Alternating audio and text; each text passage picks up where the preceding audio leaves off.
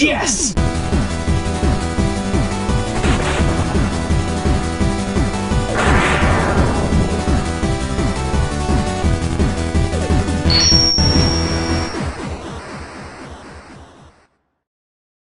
Aladdin on Genesis! Hey everyone, welcome to a brand new episode of The Completionist, where apparently stabbing people has absolutely no consequences whatsoever. Hey Gerard, how's it going? Ah! What? Oops.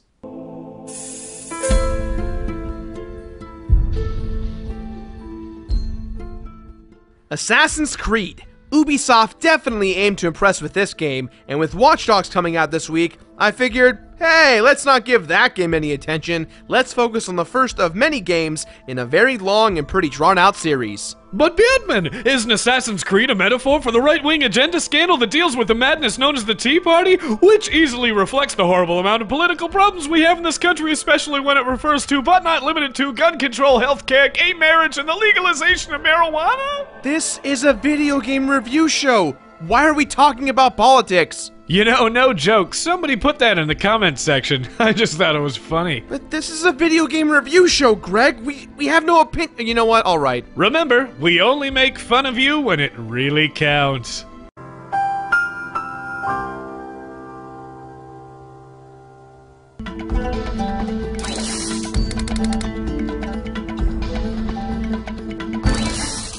Assassin's Creed can easily be described as The Matrix meets Minority Report in terms of visual style and some plot-driven devices.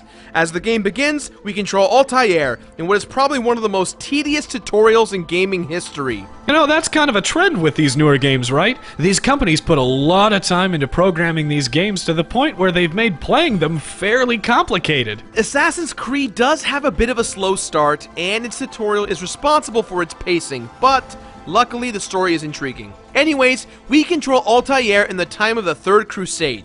What's really cool about Assassin's Creed is that the historical background and research that the game's foundation stands on is as close to accurate as a game can get. Look, Gerard, I know you said this takes place during the Crusade, but why do I keep seeing glitches like a computer coming in and out all over the place? There's also a lady with a creepy voice.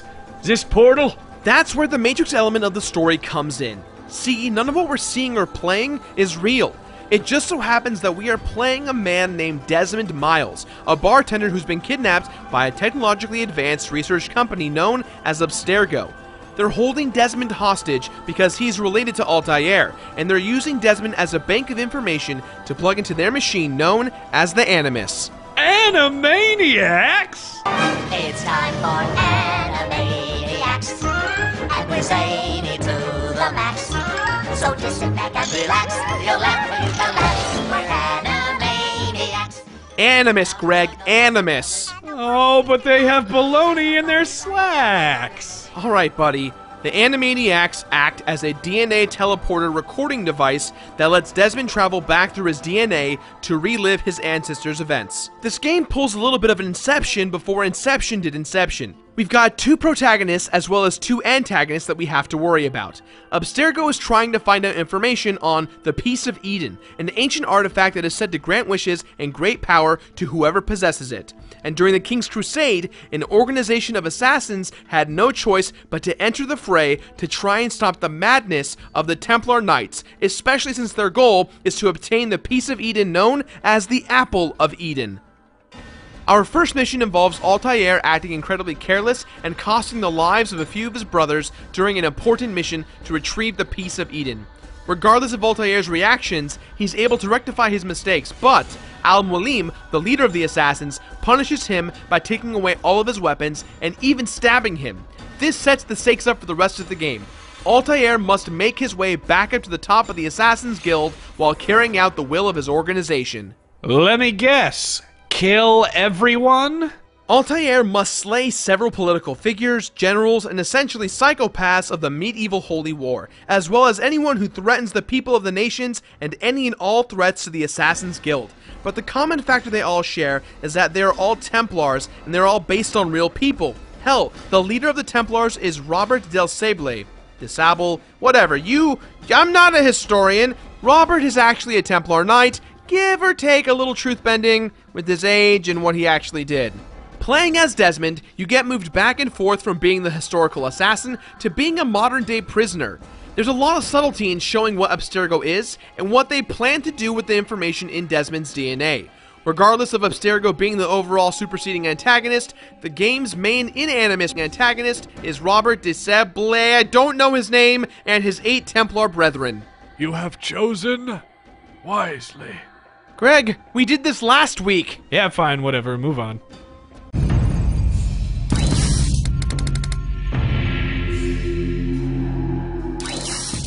Assassin's Creed, from the time it was announced to when the game actually hit the shelves, had a lot of hype attached to it.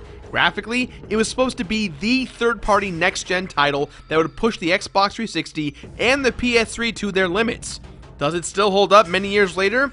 I think so, but the game definitely shows its age when you compare it to the later entries in the game series. I mean, there was at least a 2-year time gap before we saw Assassin's Creed 2, but since then, there's been a new Assassin's Creed game nearly every single year. Happy New Assassin's Year, everybody! Let's kill everyone and be pirates this time! The most impressive thing about Assassin's Creed's presentation is the fact that everything is loaded as one unit. One gigantic map that, once loaded, presents you with one rule. If it's there, you can climb it and touch it. Well, not everything, but most things. This single-handedly convinced me to seek out this game. There's nothing more fulfilling than scaling a big building, using the Eagle Vision to acquire the area's visual layout, and then jump down and flip into the hay. You can't help but scream, "Mind freak!" when thinking of Chris Angel, that creepy magician.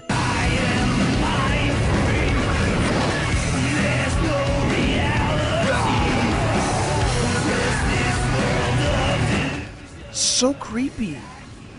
The AIs and NPCs were super impressive as well, considering how many bodies were on the screen at once. However, that doesn't mean that the AI was the most intelligent or advanced. The voice acting is pretty solid across the board, with the exception of the choice for Altair's normal tone of voice.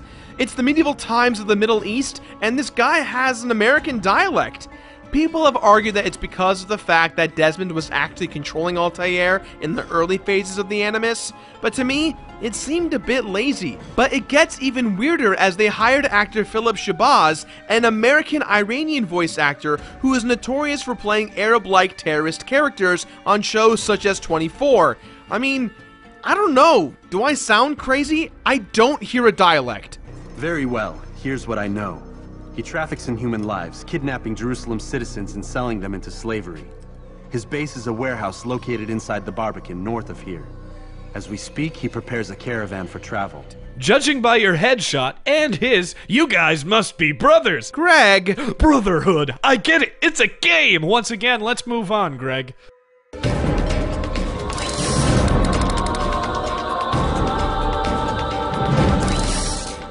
There's a lot to do in Assassin's Creed that, for lack of a better word or so, either sucks or is really freaking awesome. Let's get the sucky part out of the way. The game kind of pulls a Metroid or God of War 2, where you start off very powerful and then quickly get demoted. I don't mind this so much because it makes sense for the plot, but the early phases of building up your reputation again is incredibly slow. Starting off with a horrible sword and then slowly working your way to gain your hidden blade takes the wind out of the game's sails early on. The hidden blade is an insanely fun mechanic. It is a hidden death blade surprise of fun that no one ever sees coming, and there's something so rewarding about getting that kill with it. You can slowly get someone from behind, revealing the blade from the wrist and stabbing them in the head or throat.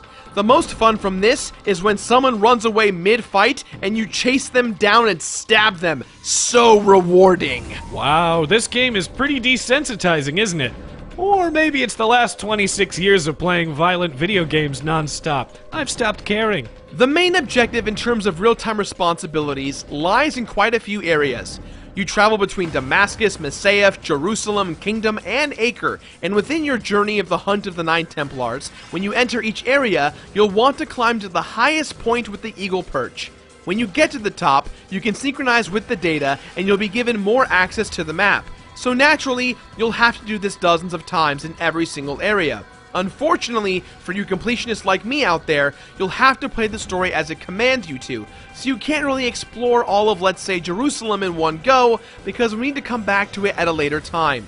Lots of backtracking, and not quite as open world as we imagined. The combat is repetitive, but there are two fighting styles that you can choose between. Treat it like an open world sneak game it was designed to be by stealth assassinating everyone, or go swords a-swinging and kill everyone in sight. It's fun for the first few hours of the game, but nothing really changes. Then as you get stronger with weapons and items, the combat unfortunately does not evolve. You know what makes the game go by a little faster? Making it seem like the beginning of Aladdin!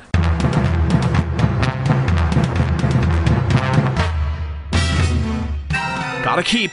One jump ahead of the rooftop, one swing ahead of the sword. I stab straight up in the spinal cord, and that's all the time.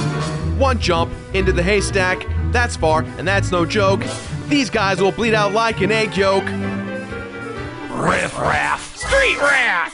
Assassin! Take that! Just a little stab, guys. Feel it, combat, chase him down, guys! I can take a hint, gotta face the facts. My friends are dudes in hoods. Who? When you're on a task to assassinate a main story Templar, the options swing wide open in terms of your approach, but ultimately, it always ends up taking you out of the Animus and back in control of Desmond. From a story perspective, this is kind of rad, but from the gameplay side of things, it tends to break up the action quite a bit, and when you jump back into the Animus, it takes some time to travel to your next mission. So all in all, the pacing of the story dramatically affects the gameplay. Another thing this game suffers from is the lack of boss engagement. The bosses feel no different than any other guard or civilian. There's not really a jump in difficulty for any of these fights. There's dozens of side missions that range from eavesdropping to get information, flag collecting, stealing, or beat the crap out of a social figure promoting evil words so that you can get more information. You'll notice that upon completing these side missions, your DNA meter, which acts as your progress bar for each chapter of the story, will get filled in. You only need to do a few of these side quests, but doing all of them on every chapter will give you full synchronization. Also, doing side quests give you points towards making your life bar bigger. But there's more. There are more things to do. Other than these side missions, so many more things to do. Why do we need to do so many things, Greg? I don't want to... What is the point in doing all of these things, Greg? Uh-oh, here we go. Commence angry video game jihad rant. Look, I'm a nice guy, I mean well, I complete games, it's a good time, we have a couple of laughs, all that stuff, but there's something that irks me a little bit when it comes to Assassin's Creed.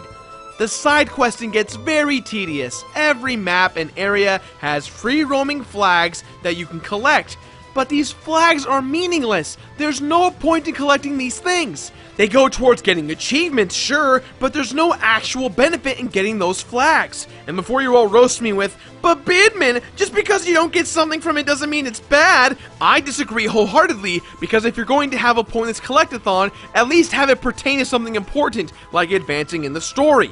The second frustrating thing to deal with are the Templars. Now, killing the Templars is actually challenging and fun, and they're all over the place. You'll get attacked when you least expect it.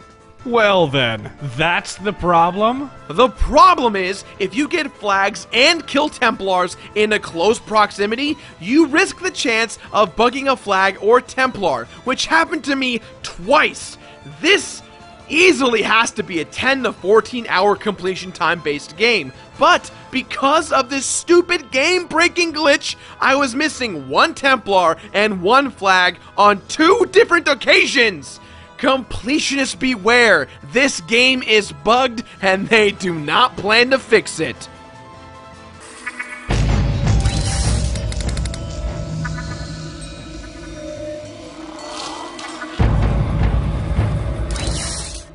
After killing the 9th assassin, Robert reveals that he is not the Templar in charge of the master plan and that there's a 10th Templar. And it turns out that Al-Mulim, the leader of the assassins, is the 10th, and he uses the Apple of Eden's power to force all of the Assassins Guild to kill whoever is strong-minded just like Altair. The final siege on the guild has begun, and we have to fight Al-Mualim. If only he would just stop. If only he would just stand still for a few seconds and fight me like a man. See you later. Bye. Ta-ta for now. Upon Al-Mualim's defeat, Altair gains access to the Apple of Eden, which shows several different points on a big global digital map. Confused? Well, so are we, because in that moment, we are then taken back to control Desmond in the Abstergo building, and all the higher-ups decided, you know what, let's just shut it down and get rid of Desmond. And you know what happens after that? Everyone leaves. Everyone we've been talking to this whole time is gone. We are locked in this room. We're stuck. That's how the game ends? Yeah. Well, there's also some cryptic writing on the walls of Desmond's room that leads on to a sequel, but as I said, it left us waiting for 2 years. Huh? What's that? Completion bonus? For Assassin's Creed, there isn't one. Oh, okay, yeah, I guess technically when you beat the game and you replay the missions, you don't get penalized for killing random people and guards, but that's not really a completion bonus. That doesn't count.